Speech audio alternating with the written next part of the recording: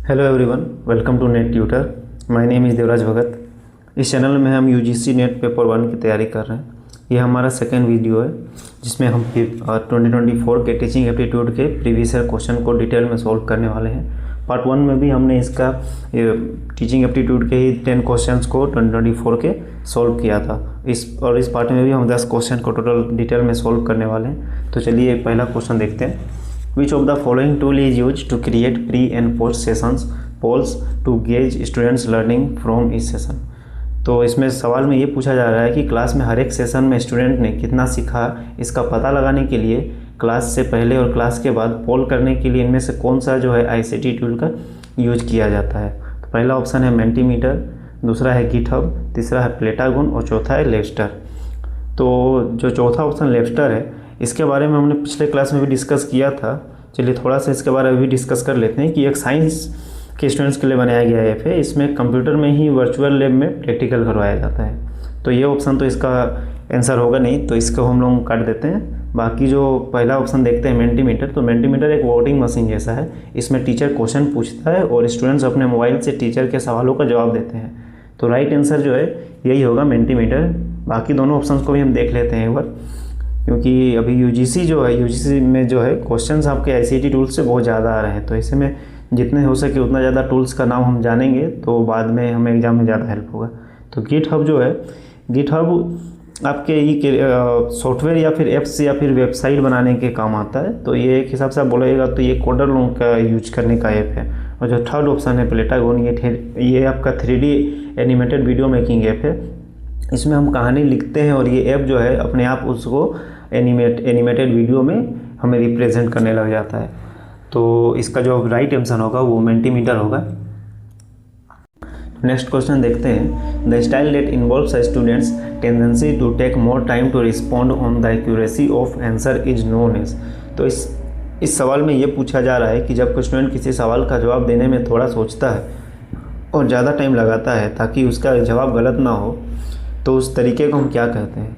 तो स्टूडेंट का जवाब देने का दो तरीका होता है। पहला तो ये होता है कि वह क्वेश्चन सुने भी ना और जल्दीबाजी में हाथ उठाकर जवाब दे दे, और दूसरा ये होता है कि वह सोचे समझे उसके बाद थोड़ा टाइम लेकर जवाब दे। तो पहला जो तरीका है इम्पल्सिव स्टाइल, और दूसरा होता है आपका रिफ्लेक्टिव स्टाइल। तो इम्पल्सिव स्टाइल वही है जिसमें स्टूडेंट बहुत जल्दीबाजी में आंसर देता है, जिससे उसका गलत होने का जो चांस है बहुत ज़्यादा हो जाता है। और रिफ्लेक्टिव स्टाइल में जो है स्टूडेंट बहुत टाइम लेता है, सोचता है, समझता है, तब जाकर वो आंसर देता है, और ऐसे में उसके गलती होने के चांसेस थोड़े कम हो जाते हैं। आपने ऐसा देखा होगा, अगर आप लोगों में से किसी ने अगर नेट की एग्ज़ाम दिया होगा तो, या फिर किसी भी तरह का अगर आपने कंपटीशन का एग्ज़ाम दिया होगा, तो आपने ये देखा होगा कि नेट के या फिर किसी भी एग्ज़ाम में स्टूडेंट्स पीयर प्रेशर में आकर ठीक से क्वेश्चन पढ़ते नहीं हैं और रॉन्ग आंसर ठीक करके आ जाते हैं। तो इसका जो राइट आंसर होगा वो रिफ्लेक्टिव स्टाइल ही होगा, जिसमें कि आपका थोड़ा टाइम लेता है स्टूडेंट और आराम से उसका जवाब देता है। और फर्स्ट ऑप्शन के बारे यानी कि इम्पल्सिव स्टाइल के बारे में भी हमने बात कर लिया है। बाकी जो दोनों ऑप्शन बचे जैसे कि सरफेस स्टाइल, तो सरफेस स्टाइल जो है, इस स्टाइल में स्टूडेंट सिर्फ उतना ही पढ़ते हैं जितना उनको एग्जाम पास करने के लिए, यानी कि वो सिर्फ रट के जाते हैं, बस बाकी के टॉपिक को डीपली नहीं पढ़ते हैं। और जो थर्ड ऑप्शन है रिफ्लेक्टिव स्टाइल उन्होंने बोल दिया, जो कि यही राइट आंसर होगा आपका, ठीक है। और फोर्थ ऑप्शन भी हम एक बार देख लेते हैं कि मैनिपुलेटिव स्टाइल का क्या मतलब होता है। तो मैनिपुलेटिव स्टाइल जो है ये कोई भी स्टाइल नहीं है, ठीक है, ये बस ऐसे ही ऑप्शन में डाल दिया गया है। तो चलिए हम तीसरा क्वेश्चन देखते हैं। तो तीसरा क्वेश्चन है, if a student gets a part time job in an architect office and applies what was learned in geometry class to help the architect analyze a spectacle problem that is quite different from any problem the student encountered in geometry class is an example of learning। तो इसमें transfer of learning के बारे में पूछा जा रहा है, जिसका बारे में हमने कल भी डिस्कशन किया था, लेकिन इसमें क्वेश्चन में थोड़ा ऑप्शंस अलग अलग है। उसमें जीरो ट्रांसफ़र ऑफ लर्निंग का बात किया था, इसमें जीरो ट्रांसफ़र ऑफ लर्निंग नहीं है, बल्कि इसके एग्जाम्पल्स है नियर ट्रांसफ़र, सेकेंड ऑप्शन है forward reaching transfer, third option है लो रोड ट्रांसफ़र, और चौथा है फार ट्रांसफ़र। तो चलिए हम देखते हैं कि इसमें सही आंसर कौन सा होगा, ठीक है। तो चलिए पहला ऑप्शन जो है आपका नियर ट्रांसफ़र। तो नियर ट्रांसफ़र तब होता है जब किसी जगह सीखी हुई स्किल या नॉलेज को बिल्कुल वैसे ही मिलती जुलती सिचुएशन में यूज किया जाए। जैसे मान के चले कि आप ड्राइविंग स्कूल में कार चलाना सीख रहे हैं और फिर आप सड़क में भी या फिर रोड में भी तो आप वैसे ही कार चला रहे हैं, तो ये आपका नियर ट्रांसफ़र होगा। ठीक है, तो ये तो इसका आंसर होगा नहीं। अब दूसरा ऑप्शन हम देखते हैं। दूसरा ऑप्शन है फॉरवर्ड रीचिंग ट्रांसफ़र। तो फॉरवर्ड टीचिंग ट्रांसफ़र को मैं आपको एक एग्जांपल से समझाता हूँ। जैसे मान के चलिए कि अभी हम टीचिंग एप्टीट्यूड पढ़ रहे हैं, तो पढ़ते हुए कभी कभी हम ये सोचते हैं कि जब मैं टीचर बन जाऊँगा या फिर मैं असिस्टेंट प्रोफेसर बन जाऊँगा तो अपने स्टूडेंट्स को ये चीज़ सिखाऊँगा। तो ये फॉरवर्ड टीचिंग ट्रांसफ़र का ही एक एग्जाम्पल है। मतलब कि हम किसी चीज़ को प्री प्लान करके सीखते हैं कि कभी फ्यूचर में अगर कोई भी ऐसा सिचुएशन आता है तो मैं उस जगह पे ये जो सीख रहा हूँ इस चीज़ को मैं उस जगह पे अप्लाई करूँगा। और जो थर्ड ऑप्शन है लो लोड ट्रांसफ़र। लो लोड ट्रांसफ़र क्या होता है कि जब आप किसी एक सीखी हुई चीज़ को या फिर किसी सीखी हुई स्किल को किसी दूसरी मिलती जुलती जगह पर बिना दिमाग लगाए या फिर बिना सोचे समझे बिल्कुल ऑटोमेटिक इस्तेमाल करने लग जाते हैं। इसका मतलब ये होता है कि आपके दिमाग में पूरा बैठ जाता है आपका। ठीक है, और फोर्थ ऑप्शन जो है आपका फार ट्रांसफ़र। या जब इसका मतलब ये होता है कि जब आप अपने सीखे हुए जो नॉलेज है उसका बिल्कुल अलग जगह और नई सिचुएशन में इस्तेमाल करते हैं, जहाँ दोनों के बीच बहुत दूर दूर तक कोई सीधा कनेक्शन ना हो। कनेक्शन तो होता है लेकिन बहुत दूर दूर तक कोई सीधा डायरेक्ट कनेक्शन नहीं होता है। जो कनेक्शन ना होना जीरो ट्रांसफ़र है। बहुत कम ट्रांसफ़र होना या फिर डायरेक्ट ट्रांसफ़र ना होना, बहुत दूर का जो रिलेशन होता है वो होना, उसे हम फार ट्रांसफ़र कहते हैं। ठीक है, कल जैसे हमने जीरो ट्रांसफ़र पढ़ा था उसमें कोई कनेक्शन नहीं होता है, लेकिन इसमें कनेक्शन होता है लेकिन कोई डायरेक्ट कनेक्शन नहीं होता है। इसका कनेक्शन बहुत दूर का होता है। तो इसका जो राइट आंसर है ये 4 नंबर ही होगा, क्योंकि क्वेश्चन में वही पूछा गया था। चलिए अब देखते हैं 4th number question. Image the following है। इसमें एक तरफ ICT टूल्स है, दूसरी तरफ उनके एग्जाम्पल्स है। तो पहला ऑप्शन है LMS यानी कि लर्निंग मैनेजमेंट सिस्टम, दूसरा है आपका वर्चुअल रियलिटी, तीसरा है वीडियो कॉन्फ्रेंसिंग और चौथा है पॉडकास्ट। तो इसमें पूछा जा रहा है कि कौन सा ऑप्शन किससे सही तरीके से मिलता है। तो चलिए देखते हैं। तो LMS जो है आपका लर्निंग मैनेजमेंट सिस्टम कैनवास होगा। इसका कैनवास एक लर्निंग मैनेजमेंट सिस्टम है, यानी कि एक ऐप है जिसमें कि हम टीचिंग सीखते हैं। तो A का 2 हो जाएगा, यानी कि इसका थर्ड ऑप्शन राइट हो जाएगा। लेकिन फिर भी हम बाकी ऑप्शंस को देख लेते हैं। वर्चुअल रियलिटी सेकेंड ऑप्शन है आपका। तो वर्चुअल रियलिटी जो है यह आपका विरबेला होगा, क्योंकि विरबेला एक वर्चुअल रियलिटी प्लेटफॉर्म है जहां लोग अपना एक डिजिटल अवतार बनाते हैं। या फिर अवतार तो आप समझते ही होंगे कि अपना जो फ़ोटो होता है, अपना असली फ़ोटो जो है उसको थोड़ा कार्टूनिस्टिक कर दिया जाता है, उसको थोड़ा फिर उसमें आप थोड़ा बहुत चेंजेस कर सकते हैं। तो वही काम होता है आपका वर्बेला का। तो ये वर्चुअल रियलिटी का ऑप्शन का साथ ही इसका मैच होगा। थर्ड ऑप्शन है वीडियो कॉन्फ्रेंसिंग। तो वीडियो कॉन्फ्रेंसिंग जूम में होता है, जो कि हम लोग यूज कर चुके हैं आपका ये में। जब हमारे यहाँ कोरोना के वजह से जो लॉकडाउन लगा था तब ऐसा हो रहा था, वीडियो कॉन्फ्रेंसिंग हो रहा था जब स्टूडेंट्स जो है ऑनलाइन क्लासेस कर रहे थे। एंड चौथा है आपका पॉडकास्ट आपका ऑडेसिटी से उसका मैच होगा, क्योंकि ऑडेसिटी एक ऑडियो एडिटिंग सॉफ्टवेयर है। इसका जो इस्तेमाल है लोग अपनी जो वॉइस है उसको रिकॉर्ड करने में या फिर पॉडकास्ट को एडिट करने में करते हैं। तो इसका जो राइट आंसर होगा वो 3rd नंबर होगा। एंड चलिए अब हम नेक्स्ट क्वेश्चन देखते हैं। इसके राइट आंसर को हम टिक करके अब नेक्स्ट क्वेश्चन को देखते हैं।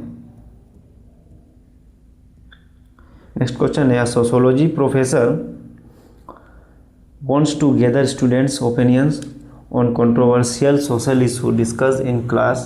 Which tool allow the professor to create polls and analyze response in real time? इसमें इतना लंबा क्वेश्चन हमें देखना नहीं है, बस हमें ये पता लगाना है कि इनमें से कौन सा ऐसा ऐप है जिसमें कि हम पोल कर सकते हैं। तो चलिए ऑप्शन देखते हैं। पहला है आपका पोल एवरीवेयर, दूसरा है कैमटेसिया, तीसरा है स्ट्रोपोल, चौथा है सर्वे मंकी और पांचवा है मेंटीमीटर। तो देखिए पोल A नंबर और C नंबर इन दोनों में पोल है, तो ये आंसर में हो गई। तो अगर हम A और C को देखते हैं तो सेकंड नंबर हमारा राइट हो जाएगा, क्योंकि यही ऐसा ऑप्शन है जिसमें A और C दोनों है। फिर बचा आपका D और E और B हो गया आपका कैमटेसिया। तो कैमटेसिया एक वीडियो रिकॉर्डिंग और वीडियो एडिटिंग सॉफ्टवेयर है, तो वो तो होगा नहीं, तो B नंबर कट जाएगा। तो बाकी तीनों में B है, तो बाकी तीनों कट गया। बाकी आपका सिर्फ बचा A, C, D और E। तो A, C हमने देख लिया। डी और ई भी बस इसी तरह का ही है। मल्टीमीटर के बारे में भी हमने पहले पढ़ चुका है।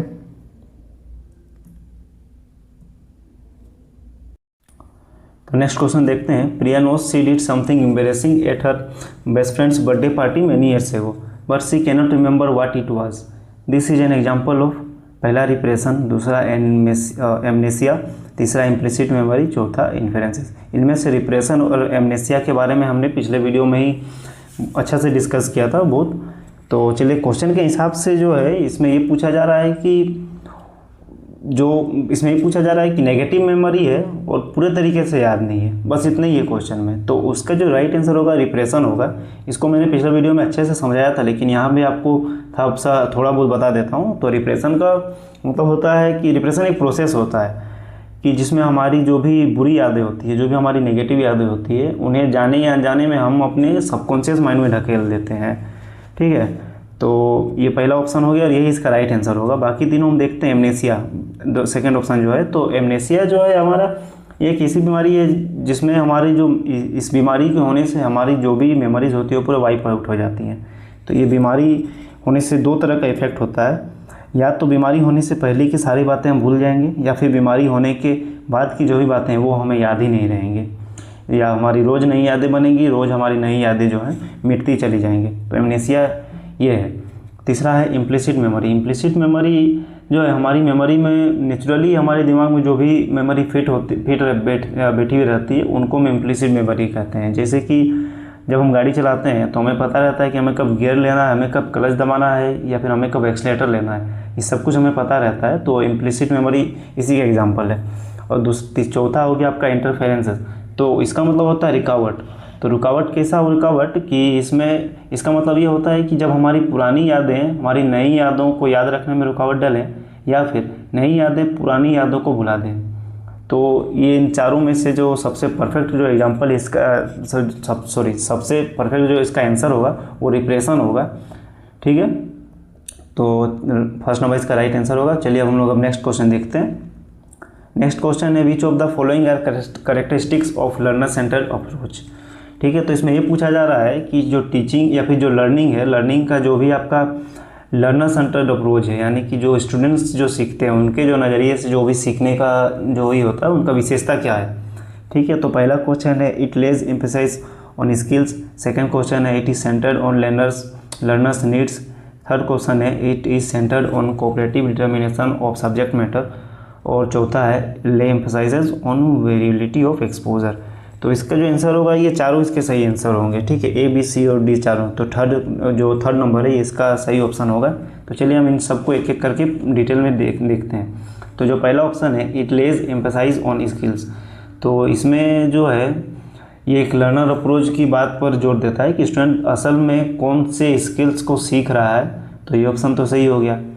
ठीक है, अब जो बी नंबर है आपका it is centred on learners need, तो ये तो नाम से ही साफ है कि हर स्टूडेंट को अपनी गति से अपने इंटरेस्ट से पढ़ाया जाए। ठीक है, और जो थर्ड ऑप्शन है it is centred on cooperative determination of subject matter, तो इसका मतलब होता है कि मिलकर तय करना।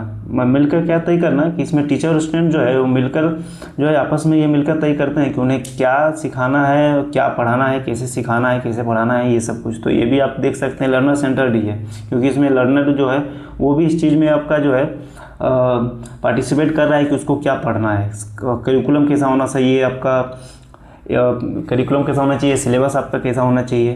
ठीक है, और जो डी नंबर है lays emphasise on variability of exposure, ये लर्नर सेंटर्ड है। और क्योंकि हर बच्चा अलग होता है इसलिए हर बच्चे को एक ही तरीके से नहीं सिखाया जाता, उन्हें अलग अलग तरीके से सिखाया जाता है।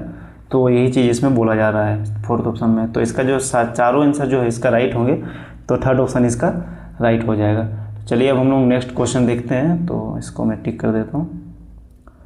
नेक्स्ट क्वेश्चन है which of the following is a free and open source content collaboration framework based on JavaScript that enables existing CMS and LMS to create richer content।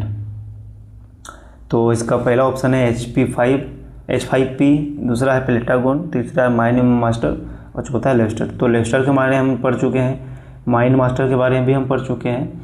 प्लेटागोन एक 3D animated video aping withdraw making app है जिसके बारे में हम पहले पढ़ चुके हैं। तो सिर्फ H5P जिसके बारे में नहीं पढ़े हैं, जिसके बारे में नहीं जानते हैं, तो इसका राइट आंसर जो होगा ये आपका H5P होगा।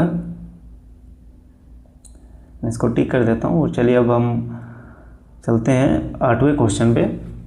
तो 8वां क्वेश्चन है, child of first class is trying to learn how to draw a circle on his own but is able to do with the help of his teacher और her teacher in the light of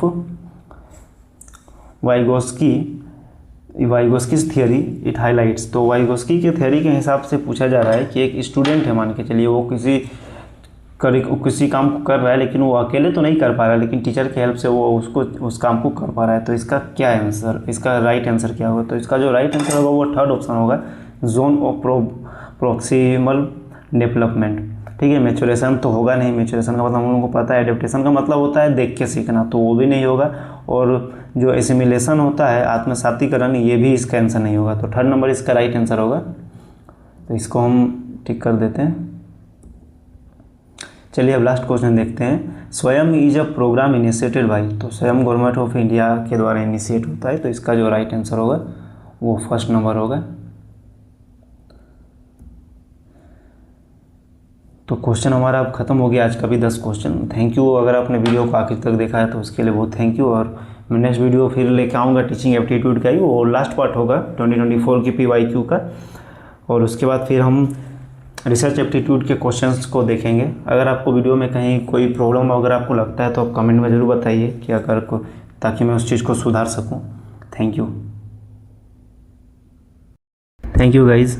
अगर आपको आज की class अच्छी लगी, समझाने का तरीका मेरा पसंद आया और लगा कि हाँ कुछ नया सीखने को मिला, तो इस वीडियो को लाइक ज़रूर कीजिएगा और अपने उन सभी दोस्तों के साथ शेयर कीजिएगा जो UGC नेट और सेट के एग्ज़ाम की तैयारी कर रहे हैं। चैनल पर अगर नए हैं तो सब्सक्राइब करना मत भूलिएगा। Thank you.